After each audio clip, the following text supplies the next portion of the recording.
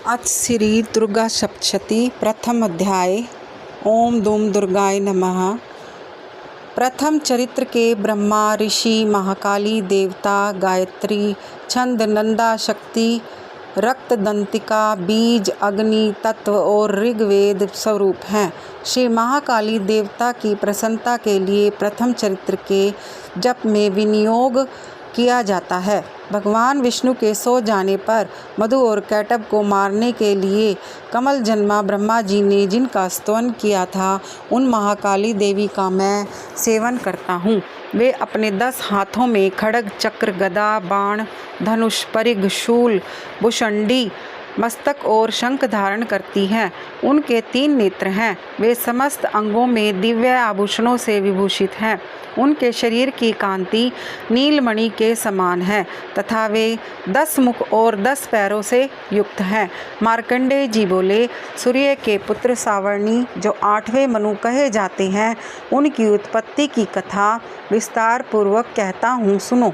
सूर्य कुमार महाभाग सावर्णी भगवती महामाया के अनुग्रह से जिस प्रकार मनवंतर के स्वामी हुए, वही प्रसंग सुनाता हूँ। पूर्व काल की बात है। स्वारोचिष मनवंतर में सूरथ नामक के एक राजा थे, जो चत्र वंश में उत्पन्न हुए थे। उनका समस्त भूमंडल पर अधिकार था। वे प्रजा का अपने औरस पुत्रों की भांति धर्म पूर्वक पालन करते थे। तो भी उस समय कोला विध्वंसी नाम के क्षत्रिय उनके शत्रु हो गए। राजा सूरथ की दंड नीति बड़ी प्रबल थी। उनका शत्रुओं के साथ संग्राम हुआ। यद्यपि कोला विध्वंसी संख्या में कम थे, तो भी राजा सूरथ युद्ध में उनसे परास्त हो गए। तब वे युद्ध भूमि से अपने नगर को लौट आए और केवल अपने देश के राजा होकर रहने लगे। किंतु वहाँ भी उन प्रबल शत्रुओं ने उस समय महाभाग राजा सूरथ पर आक्रमण कर दिया। राजा का बल क्षीण हो चुका था, इसलिए उनके दुष्ट, बलवान एवं दुरात्मा मंत्रियों ने वहाँ उनकी राजधानी में भी राजकीय सेना और खजाने को हथिया लिया।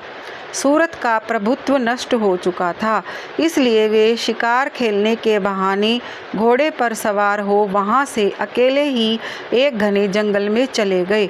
वहाँ उन्होंने विप्रवर मेधा मुनि का आश्रम देखा, जहाँ कितने ही हिंसक जीव परम शांत भाव से रहते थे।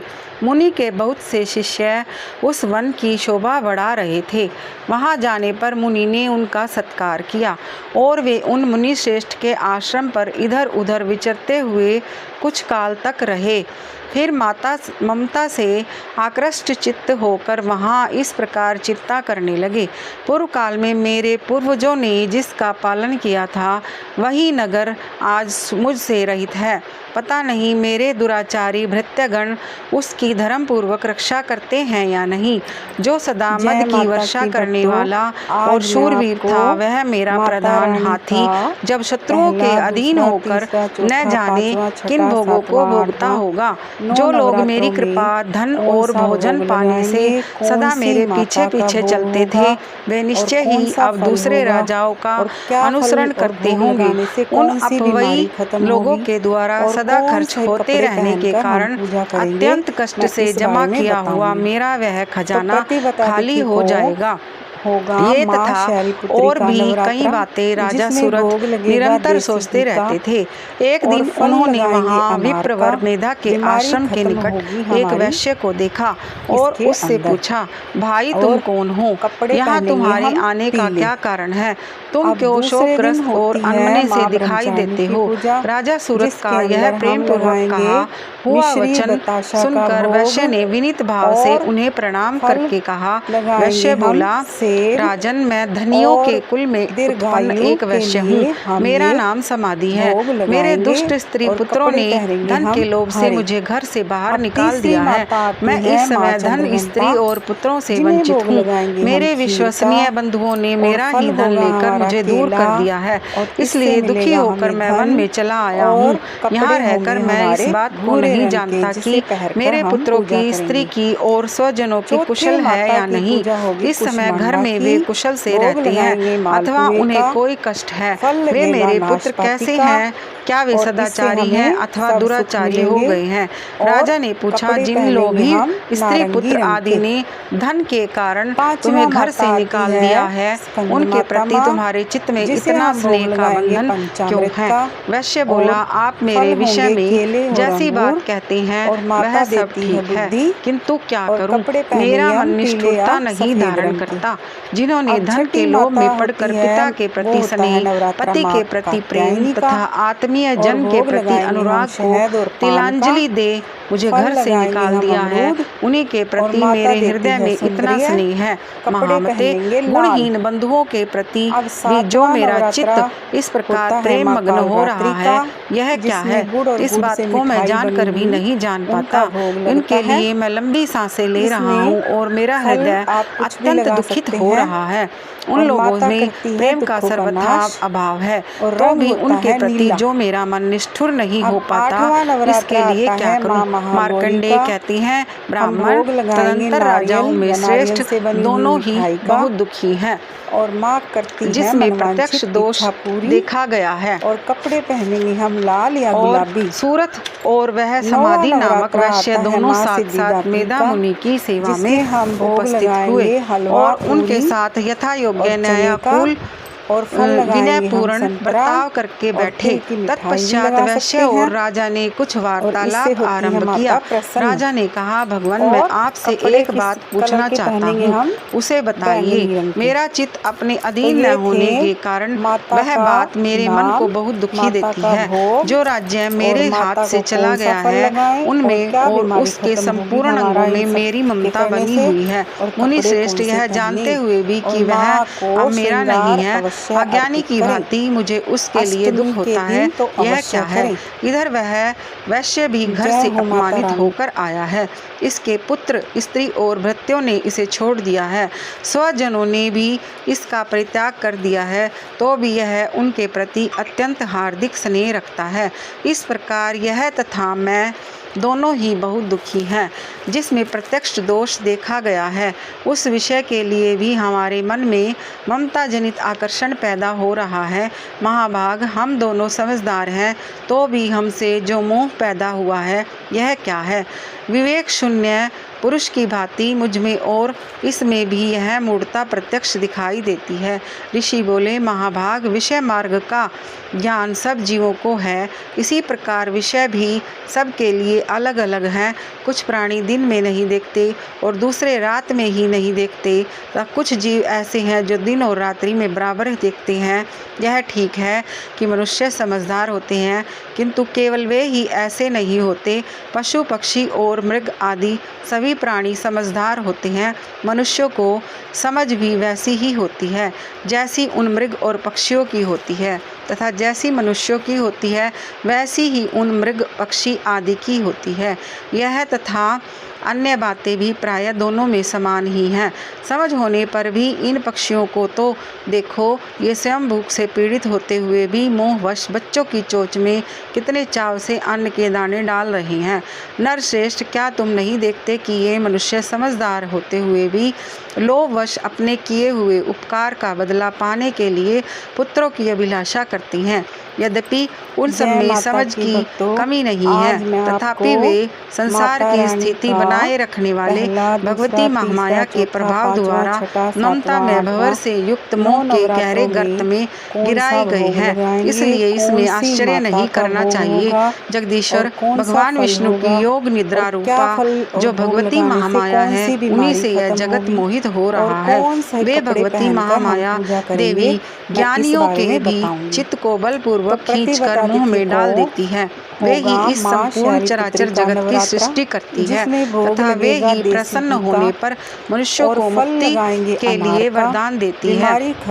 वे ही पराविद्या, संसार बंधन और मोक्ष की हेतुभूता सनातनी देवी तथा संपूर्ण ईश्वरों को भी अधीश्वरी है। राजा ने पूछा, भगवान, जिन्हें आप महामाया कहते हैं, वे देवी कौन है? ब्राह्मण, उनका आविर्भाव कैसे हुआ तथा उनके चरित्र कौन कौन से हैं?